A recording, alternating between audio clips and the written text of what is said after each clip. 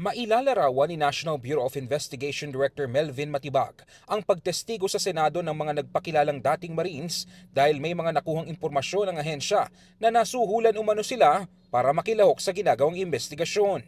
Ayon kay Matibag, batay ito sa salaysay ng isang individual na may direktang kaugnayan sa isa sa mga naturang testigo.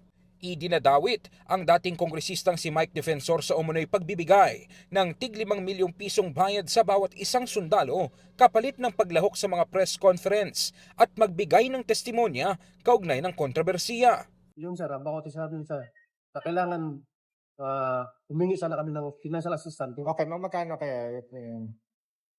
Sir, hindi naman namin masabot yung magkano yung amount.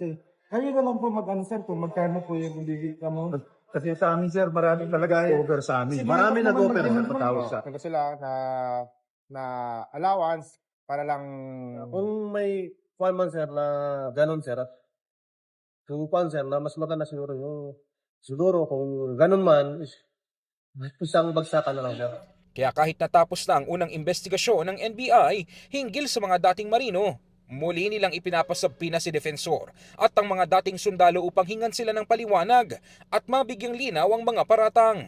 Kami naman, on our end, natapos na namin yung report, pinorward namin sa Ombudsman at sa DOJ for proper disposition. We have recommendation doon.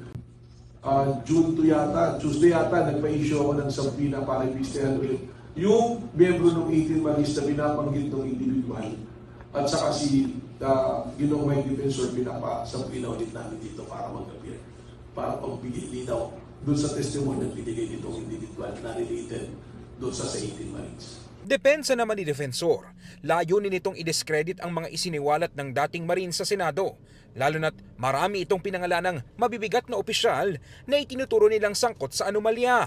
Kaya nagbigay ng payo ang dating mambabatas sa NBI. Sana yung resources ng NBI gamitin para talagang imbestigahan yung nakawan sa ating bansa. Doon sa totoong nakawan.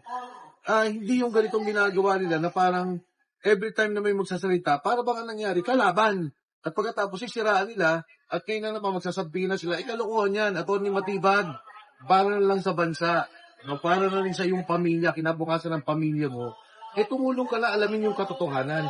Imbis na gipitin mo, yung mga taong nagsasalita. Meron pang ibang impormasyong natatanggap ang NBI kaugnay sa mga nagpakilalang dating sundalo, ngunit patuloy pa itong sumasailalim sa verifikasyon bago isama sa kanilang investigasyon.